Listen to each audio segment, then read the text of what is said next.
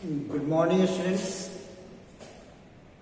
कल हमने सिंधु घाटी सभ्यता के इंट्रोडक्शन यानी उसके परिचय की जानकारी हासिल की थी और आज इसी सभ्यता के नगर नियोजन के बारे में हम पढ़ेंगे।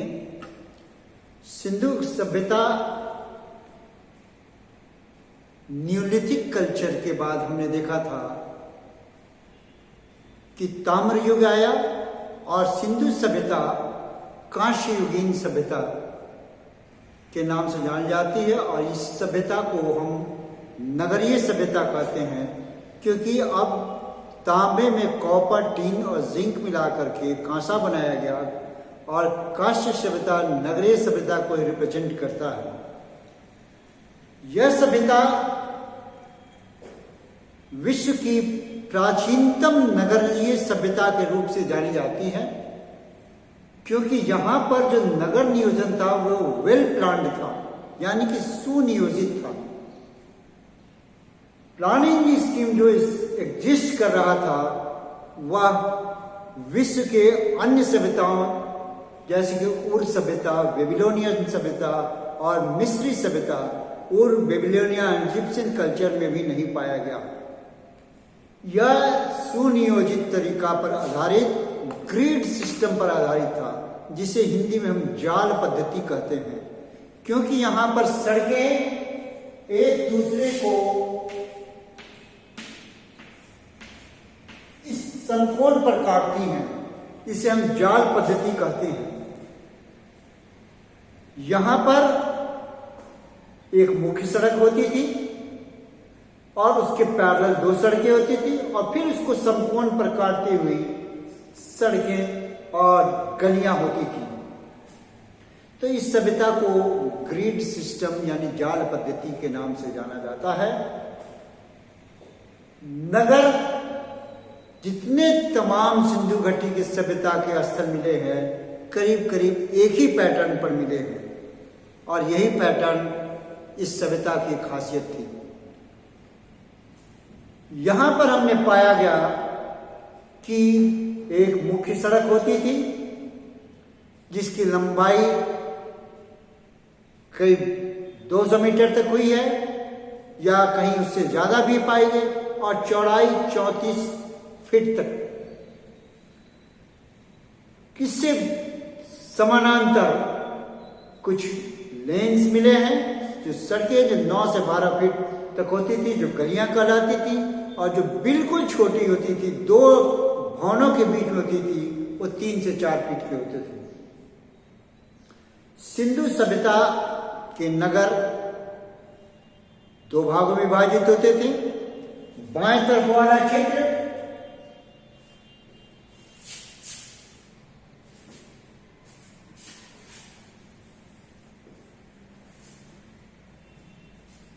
या यूं कहूं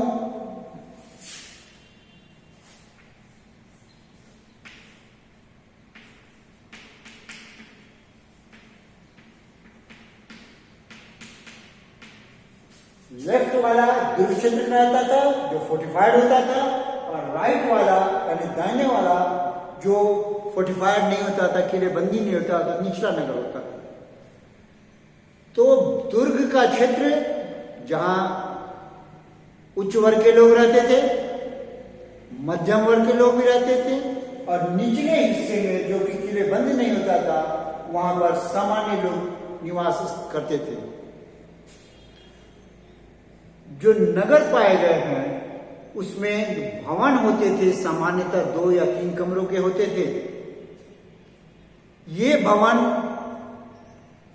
सामान्य रूप से होते थे, डेकोरेशन नहीं होता था, कोई सजावट नहीं होती थी, लेकिन इसकी यूटिलिटी थी, इसका उद्देश्य उपयोगिता था, न कि सजावट इसका मुख्य उद्देश्य था। सामान्य कमरे 2 से 3 कमरे के होते थे, उसमें एक रसोई घर भी होता था, एक आंगन होता था और उसी से सटा हुआ एक बाथरूम हुआ करता था। रसोई घर में एक छोटे से ऊंचे चबूतरे पर चूल्हे बनते थे और उसी पर भोजन बनता था। वहां से प्राप्त अन्न के दानों, जले हुए अनाज के कणों से हमें पता लगता है कि यह रसोई घर ही था। आंगन में एक सामान्यतः एक कुआं भी पाया जाता था। आंगन में ही जो सटा हुआ था वहां पर गुसलखाना यानी कि बाथरूम होता था। बाथरूम में बिटुमिनस पत्थर लगे होते थे ताकि आज की तरह, जिसकी हम तुलना आज के टाइल्स से कर सकते हैं, ताकि कोई फिसलन ना हो, कीचड़ ना हो। और आंगन में एक सुराख होता था जो विशेष रूप से बाथरूम के नाली से, बाथरूम के दीवार से बाहर की ओर खुलता था। रसोई घर में भी एक ड्रेन का प्रबंध होता था जिससे कि रसोई में प्रयोग किए जाने वाले पानी को बाहर निकाल दिया जाता था।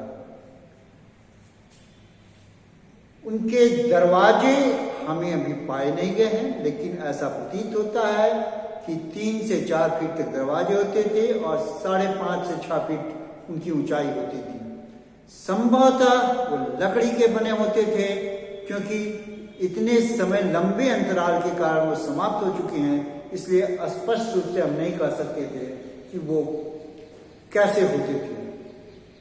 उनके दरवाजे मुख्य सड़क की ओर न खुल करके गलियों में खुला करते थे ताकि सड़क का कोलाहल, सड़क की गंदगी उनके मकानों में अंदर नहीं आ सके।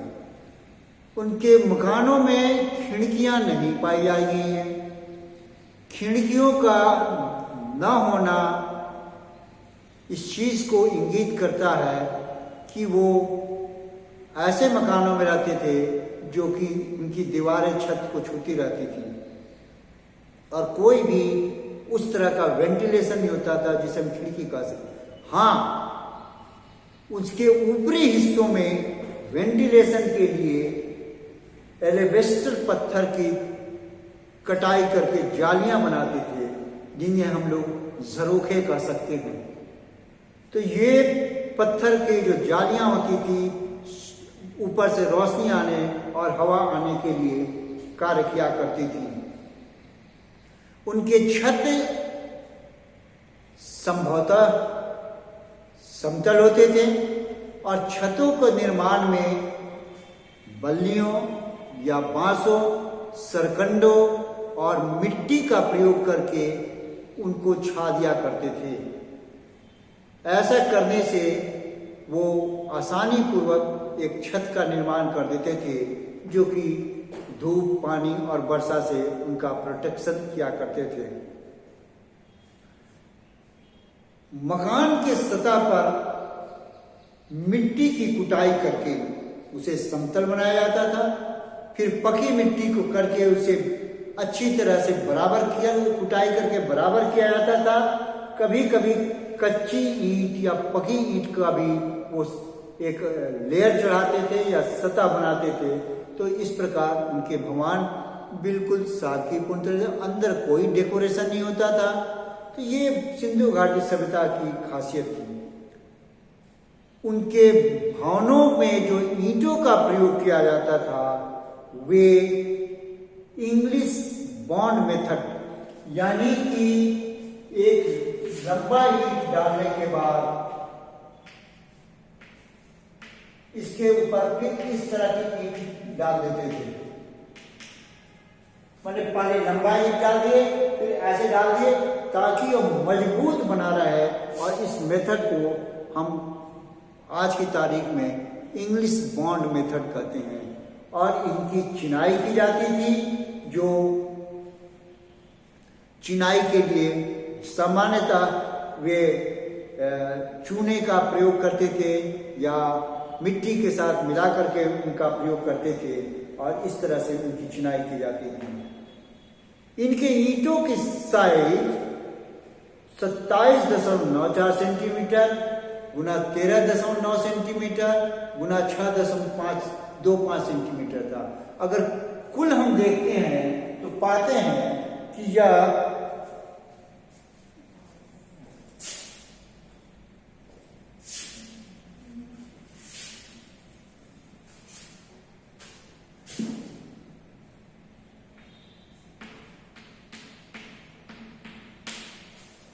चार अनुपात 2 गुना 1, यानी कि 4 लंबाई है तो 2 चौड़ाई है और 1 ईंटों की मोटाई है।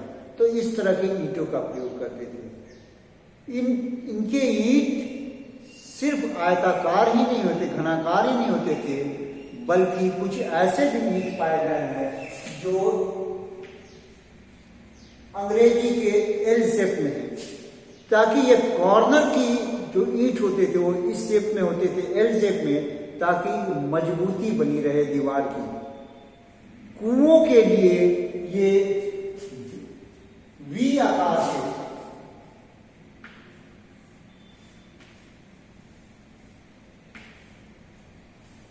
इस तरह के शेप के ईंट प्रयोग करते थे। कालांतर में इस तरह के ईंट बनने लगे ताकि अंदर की जो चौड़ाई हो कम हो और बाहर की हो, और इस तरह ये एक वृत्ताकार बना लेते थे। और कुएं के जगती के निर्माण में या कुएं के निर्माण में इस प्रकार के ईंटों का प्रयोग किया गया था। इनके जो दीवार होती थी वो बिल्कुल स्ट्रेट खड़ी होती थी, दाहिने बाएं में कहीं भी हम अंतर नहीं पाते थे। ऐसा प्रतीत होता है कि उनके जो मिस्त्री थे, जो मैसन वर्क करने वाले थे, वो साहुल का प्रयोग करते होंगे ताकि एक सीध में उनकी दीवार, मकानों की या भवनों की दीवार खड़ी हो सके, उनकी डोलियां बिल्कुल स्ट्रेट खड़ी हो सके। हाँ, किले के निर्माण में, फोर्ट के निर्माण में बड़े बड़े पत्थरों का प्रयोग करते थे और किले के जो दीवार वो बनाते थे वो इस तरह का दीवार होता था ताकि नीचे में चौड़ाई ज्यादा हो और ऊपर में चौड़ाई कम हो। और इस तरह से ये 12-12 मीटर तक की धोलावीरा में पाया गया है, इसकी चौड़ाई पाई गई है। अब आइए हम उनके जो विशेष खासियत वाली चीज है, सिंधु घाटी सभ्यता जिसके नाम जानी जाती है, वह है यहाँ का ड्रेनेज सिस्टम, यानी जल निकास की व्यवस्था। जल निकास की व्यवस्था में हम पाते हैं कि एक घर के बाहर एक मटके का निर्माण कर दिया जाता था।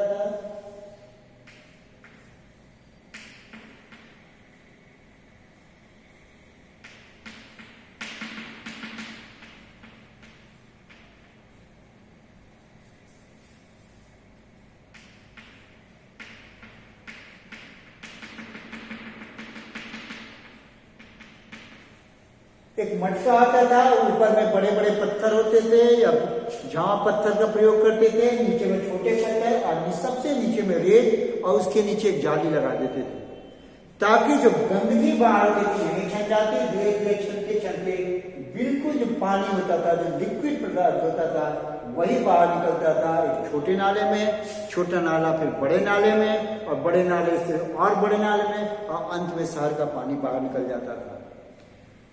ये पत्थरों का प्रयोग करते थे, पक्की मीट का प्रयोग करते थे और एक छोटा सा जेंटिल स्लोप बनाते थे, यानी कि पानी स्वतः धीरे धीरे इस स्लोप के माध्यम से बाहर चढ़ा। बीच बीच में मैनहोल्स बनाते थे ताकि उनकी सफाई की जा सके। इसके अलावा नरमुखे भी बनाए गए, यानी कि जो कचरा होता था इस नालियों के बीच में जो गड्ढा होता था उसमें जम जाता था और पानी ऊपर से बहता चला जाता ताकि पानी के मार्ग में अवरोध उत्पन्न न हो। नालियों के बगल में बाहर में कई जगह गड्ढे बनाए हैं जिसमें कचरे रखे गए। ऐसा प्रतीत होता है कि मैनहोल से कचरा निकाल करके इन गड्ढों में दबा दिया जाता था, फिर और इस तरह नाली का बिल्कुल प्रयोग स्मूथ ढंग से पानी के बहाव के लिए होता था। अब आइए हम कुछ पुरातात्विक स्थलों यानी कि उन नगरों के बारे में जाने जहां की कुछ खास संरचनाएं बनी थी। सबसे पहले हम आते हैं मोहनजोदड़ो में। मोहनजोदड़ो में एक कॉलेज ऑफ प्रीस्ट यानी एक पुरोहित का मकान पाया गया है, जो कि मुख्य सड़क यानी कि फर्स्ट स्ट्रीट के ठीक सामने है। ये विशाल मकान ऐसा माना जाता है कि नगर प्रमुख था, जो इसे विद्वानों ने इसे पुरोहित के मकान या कॉलेज ऑफ प्रीस्ट के मकान के रूप में जाना है। यह काफी बड़ा था, 200 फीट की 220 फीट गुना 115 फीट गुना 5 फीट इतना लंबा यह मकान था, कॉलेज ऑफ प्रीस्ट था। और इसके बाहरी दीवार काफी ऊंची थी, जो 22 फीट तक ऊंची थी और काफी मोटी थी। तो ये नगर प्रमुख का मकान एक भव्य मकान था, शानदार मकान था।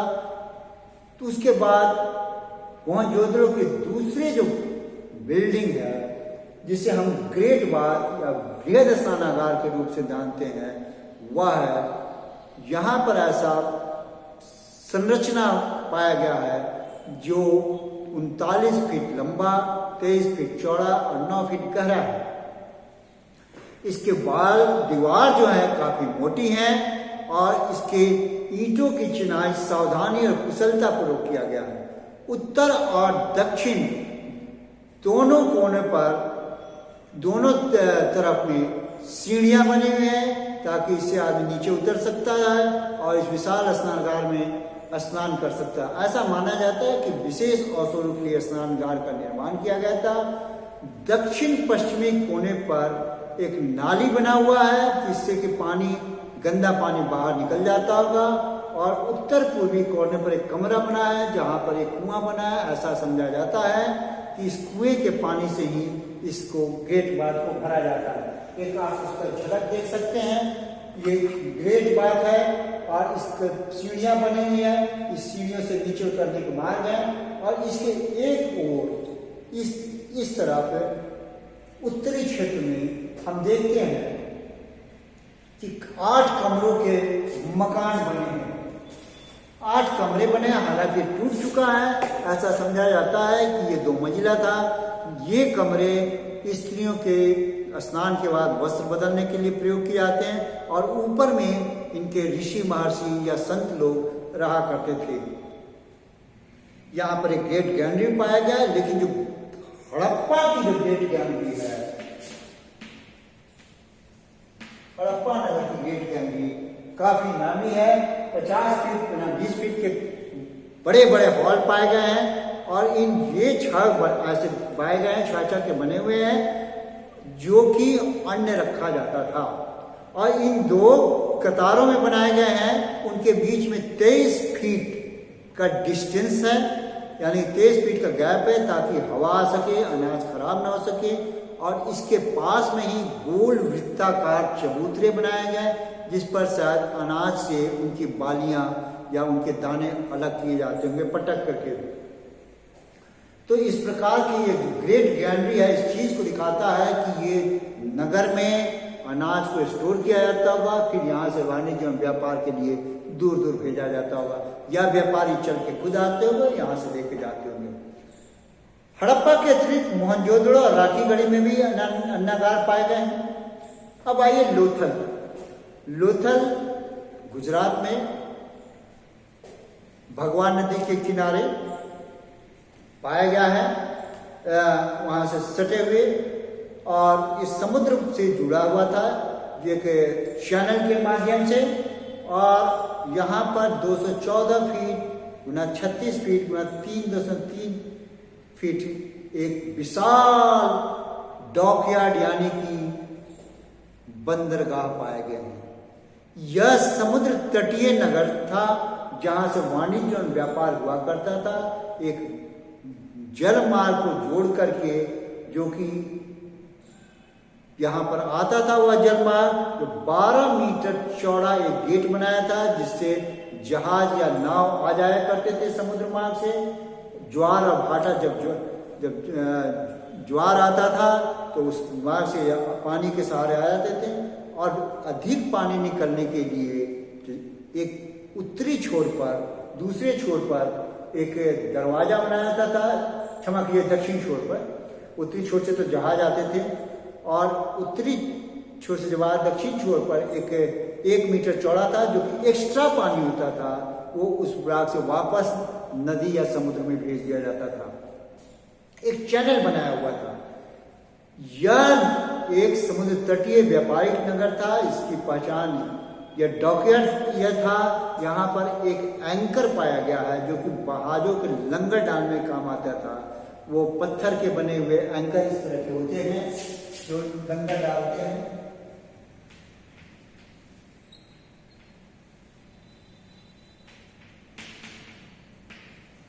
इस तरह के लंगर डाल देते थे, यहाँ पर पाए गए। इससे पता लगता है कि जहाज यहाँ रुकते थे। और बगल में जो कमरे बने हुए हैं वहां पर कई रॉ मटेरियल पाए गए हैं, बीड्स पाए गए हैं, कीमती अर्धकीमती पत्थरों के। और एक भवन में तो काफी मात्रा में रॉ मटेरियल पाया है। 600 बीड पाए गए हैं, 600 मन के पाए गए हैं। तो इस चीज को दिखलाता है कि कच्चे माल का होना, बने हुए माल का होना, यह एक व्यापारिक नगर था। और दुकानों के प्रमाण स्पष्ट रूप से ऊंचे चबूतरे पर मिले हैं। आप आज भी वो देखे जा सकते हैं। अब आइए धोलावीरा पर। धोलावीरा की एक विशेष खासियत थी कि धोलावीरा 3 भागों में बटा हुआ था।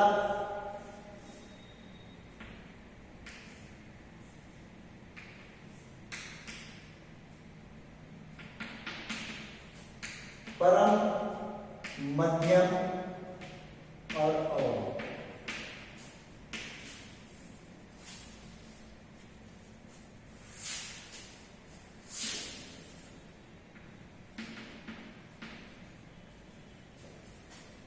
Citadel, middle town and lower town. Dholavira में ही एक विशेषता है कि जहां नगर 2 भागों में बट करके 3 भागों में बटा था। ये यहाँ भी किलेबंदी थी, यहाँ भी किलेबंदी थी, यहाँ किलेबंदी, मुख्य किलेबंदी से बटी हुई थी। यहाँ पर काफी मोटी दीवार पाई गई है और यहाँ एक बहुत बड़ा रिजर्वायर पाया गया है जो 70 गुना 24 गुना 7.5 मीटर में 70 मीटर लंबा, 24 मीटर चौड़ा और 7.5 मीटर गहरा है। इसके इस कोने पर सीढ़ियां बनी हुई है। 34 सीढ़ियों से नीचे उतरते हैं और यहीं पर एक कुआं जैसा बना है जो विश्व का प्राचीनतम स्टेपवेल कहा गया है। इसके अलावा दक्षिण में भी कई रिजर्वायर बनाए गए। ये पत्थरों को काट करके और उसमें कुछ मैसन वर्क करके हम देखते हैं कि यहाँ पर रिजर्वायर बनाया गया। विशाल स्नानागार से भी कहीं ज्यादा, बहुत बड़ा, कहीं गहरा। ये इन जल का प्रयोग कृषि कार्य में